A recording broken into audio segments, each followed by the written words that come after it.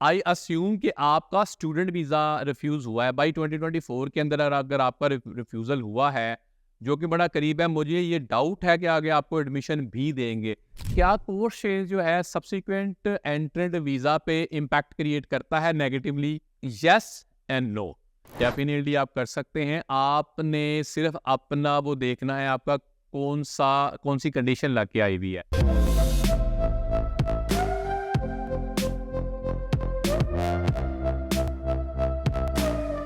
Hello everyone, मेरा नाम नासिर नवाज है और मैं ऑस्ट्रेलिया में रजिस्टर्ड माइग्रेशन एजेंट हूँ। आज की जो वीडियो है वो आपके सवालात के हवाले से, एक तो आपका बहुत शुक्रिया कि आप सवालात पूछते हैं, हमारे नॉलेज में भी इजाफा होता है और बहुत सारे दूसरे लोग जो हैं वो इस बातों से सीख पाते हैं। हमेशा मेरा ये मानना है कि जितना अच्छा सवाल होगा उसका उतना ही अच्छा मैं जवाब दे पाऊंगा, और दूसरा लोगों के लिए बड़ा, ये देखने वालों के लिए बड़ा मददगार साबित होता है। तो भाई, आपका एक अच्छा पूछा हुआ सवाल या मेरी एक अच्छी कही हुई बात किसी की जिंदगी के ऊपर कितना असरअंदाज हो सकते हैं, ये शायद हमें भी कभी कभी अंदाजा नहीं होता। आपको अगर चैनल पसंद आता है, प्लीज इसको लाइक करें, सब्सक्राइब करें और इस डिबेट में जरूर हिस्सा लिया करें कि क्या चल रहा है, क्या नहीं चल रहा, क्योंकि ऑस्ट्रेलिया के अंदर बहुत सारी चीजें बहुत तेजी के साथ चल रही होती हैं और समटाइम इसको कैचअप करना बड़ा मुश्किल होता है। तो आपकी तरफ से भी डिबेट में अगर आप शामिल होंगे तो हमारे लिए एक मददगार साबित होगा। तो चलते हैं आपके सवालात की तरफ। मैं सवाल पढ़ूंगा और मैं उसका जवाब देने की कोशिश करूंगा। और आज के सवाल को इस तरह पढ़ते हैं कि पहला सवाल है कि can a same person make two EOI profiles with same skilled occupation experience and with same education? तो भाई, आप एक या एक से ज्यादा भी आप ईओआईज डाल सकते हैं। इस बात को यूं समझे कि EOI expression of interest, it's no application, इसीलिए ये फ्री होती है। और गवर्नमेंट ऑफ ऑस्ट्रेलिया इसको एज अ एक्सप्रेशन देखती है। ये तब तक पिक नहीं होती जब तक आप, या जब तक इस पे कोई असरअंदाज नहीं होती चीजें, जब तक ये एप्लीकेशन में कन्वर्ट नहीं हो जाती। तो आपके सवाल का जवाब ये है कि भाई, आप एक से ज्यादा ईओआईज बिल्कुल कर सकते हैं।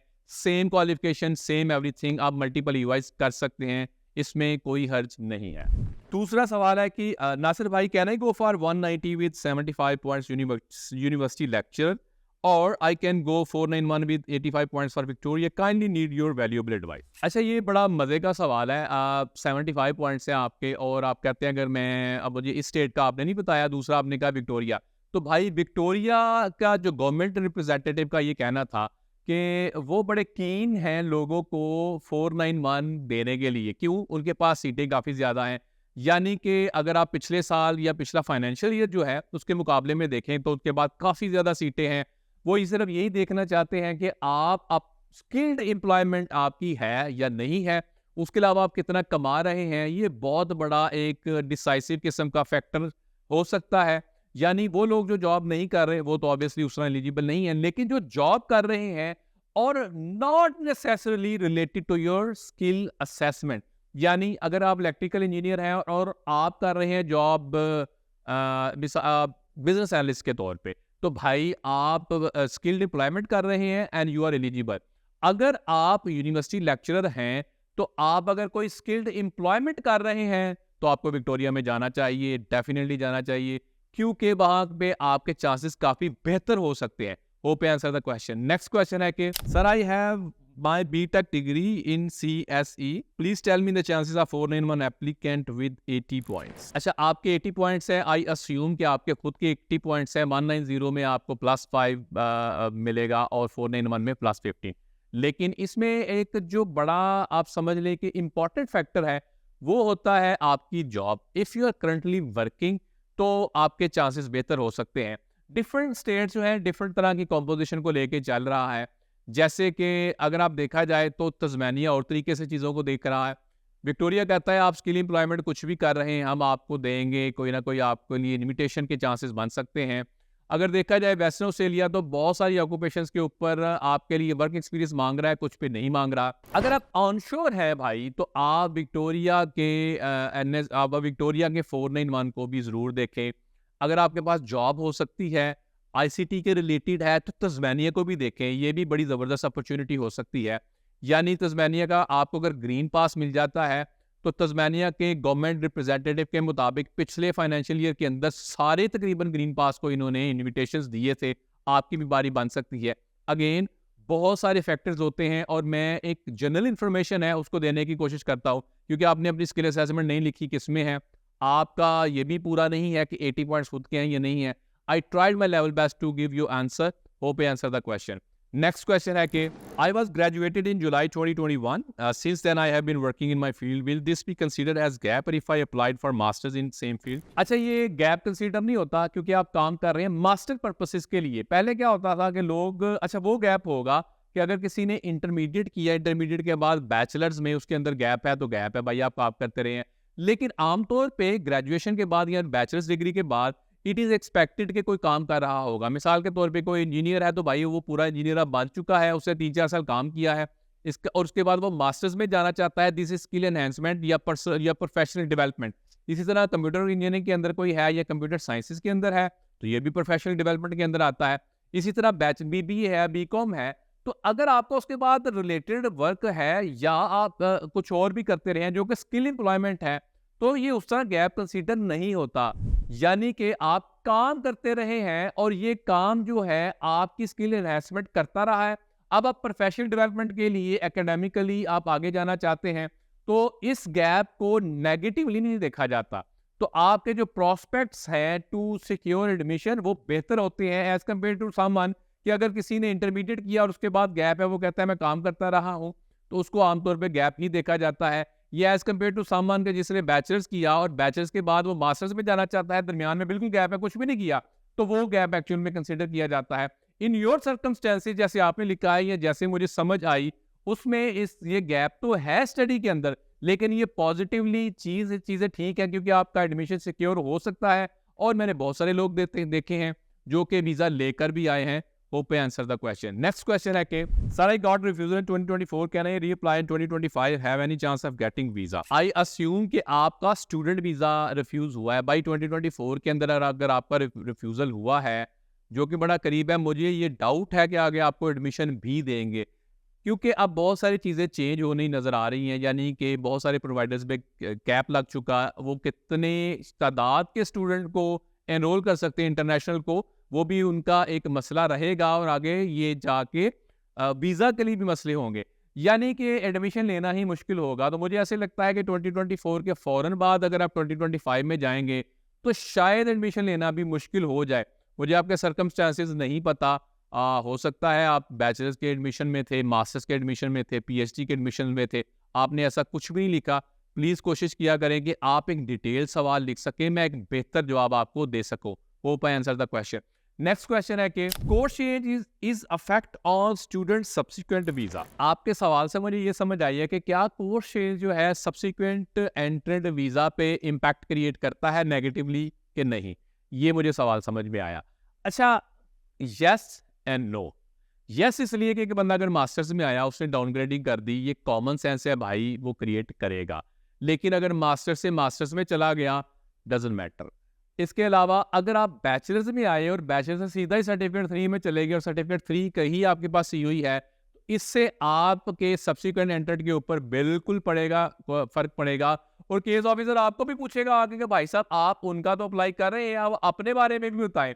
मेरे पास बहुत सारे ऐसे केसेस आए हैं कि लोग क्या करते हैं, उन्होंने अप्लाई किया हुआ है, पीछे बहुत ज़्यादा चीज़ों में गड़बड़ की हुई थी, अब अपने पार्टनर के लिए अप्लाई किया, जब पार्टनर के लिए अप्लाई किया वो तो उधर का उधर ही रह गया, उसमें उन्होंने उस तरह जवाब नहीं दिया। इनको पूछ लिया कि भाई साहब आपने ये गड़बड़ की थी, इसका भी जवाब दें। अगेन यस का मतलब ये है कि इम्पैक्ट क्रिएट होता है नेगेटिवली, वो मैंने ये वाला सिनारियो आपको बता दिया। नो का मतलब ये है कि इम्पैक्ट नहीं क्रिएट होता नेगेटिवली, यानी अगर आप इक्वल लेवल में इस सीक्वेंस के साथ पढ़ रहे हैं तो इससे भाई कोई फर्क नहीं पड़ता, आप जेन्युइन स्टूडेंट ही हैं और आपने जेन्युइन स्टूडेंट की डेफिनेशन को बिल्कुल पूरा किया हुआ है, इससे कोई फर्क नहीं पड़ता। Hope I answer the question. Next question है कि सर स्किल असेसमेंट में skill assessment authority practical test या टेक्निकल कॉल इंटरव्यू भी ले सकती है, प्लीज गाइड सर। आपका सवाल मुझे ये समझ आया कि क्या स्किल असेसमेंट के लिए skill assessing body technical interview ले सकती है या कोई डेमोन्स्ट्रेशन ले सकती है। आमतौर पे ये होता है कि जो ट्रेड कोर्सेज हैं उसमें ये टेक्निकल इंटरव्यू करते हैं, जैसे शेफ है, कारपेंटर है, मोटर मैकेनिक जनरल है, ब्रिकलेयर है, डीजल मैकेनिक है, इलेक्ट्रीशियन है, तो आमतौर पे उनका टेक्निकल इंटरव्यू भी होता है उनका, या उनके लिए डिमॉन्स्ट्रेशन भी रखी जाती है। तो यस इस सूरत में होता है। लेकिन अगर बात की जाए इंजीनियर्स की, अकाउंटेंट्स की, IT एक्सपर्ट्स की, या और बहुत सारी ऑक्यूपेशंस है, उनका भाई कोई इंटरव्यू टेक्निकल नहीं होता या डिमॉन्स्ट्रेशन नहीं होती। ये ऑक्यूपेशन टू ऑक्यूपेशन वेरी करता है, और किस मुल्क का पासपोर्ट है ये भी वेरी करता है आमतौर पे। तो अगेन बहुत सारी चीज़ें इसके इफ़ एंड बट्स इसके अंदर छुपे हुए हैं। आपका सवाल अगर आप इसमें ऑक्यूपेशन लिख दें, अगर आप इसके अंदर मुल्क लिख दें, और या आपका कितना वर्क एक्सपीरियंस है, तो मुझे जवाब देने के लिए एक आसानी पैदा हो जाएगी। लेकिन आम तौर पे प्रैक्टिस ये है कि ट्रेड वालों में होता है, और जो दूसरे हैं आईटी, इंजीनियरिंग या अकाउंटिंग, उसमें इस तरह का कोई टेक्निकल इंटरव्यू वगैरह नहीं होता। हाँ, बहुत सारी ऐसी ऑक्यूपेशंस हैं उसके लिए ओवर द फोन इंटरव्यू होता है और स्किल असेसिंग बॉडी करती है। अब मुझे चूंकि आपकी ऑक्यूपेशन का नहीं पता, लेकिन अगेन हाली ट्रेड ही नहीं, और भी ऑक्यूपेशंस हैं। Hope I answer the question. Next question है कि can you apply for onshore student visa if we have studied main course for 6 months and changing the education provider note AQF level is same. Definitely आप कर सकते हैं। आपने सिर्फ अपना वो देखना है, आपका कौन सी कंडीशन लग के आई हुई है। तो बहुत सारे इस टाइम पे भी ऑनशोर के ऊपर लोग फिर रहे हैं कि वो स्टूडेंट वीज़ा पे स्टूडेंट वीज़ा अप्लाई कर सकते हैं, उसके ऊपर ऐसी कोई कंडीशन नहीं है। जब तक कोई ऐसी कंडीशन नहीं कहती, आप ऑनशोर वीज़ा अप्लाई कर सकते हैं। क्योंकि कभी कभी क्या होता है कि कोई आया, आके उसने अपना कोर्स पढ़ा, अब कोर्स 6 महीने पढ़ा और चेंज कर लिया, या सब्जेक्ट्स फेल हो गए, आगे चले गए, तो एक्सटेंडेड COE ले ली या रिवाइज COE ले ली या प्रोवाइडर चेंज कर लिया, तो बिल्कुल अभी तक तो कर सकते हैं। लेकिन आपको अपने जो ग्रांट लेटर है उसकी कंडीशंस को पढ़ने की ज़रूरत है। आमतौर पे 8 लाख की आती हैं। अगर वहाँ में कुछ ऐसी कंडीशन है, तो उस पे प्रायर परमिशन या उस तरह की चीज़ की जा सकती है। लेकिन अगेन इसका जनरल जवाब ये है कि अगर AQF लेवल सेम है, सब कुछ ठीक है, तो बिल्कुल अप्लाई किया जा सकता है। Hope I answer the question.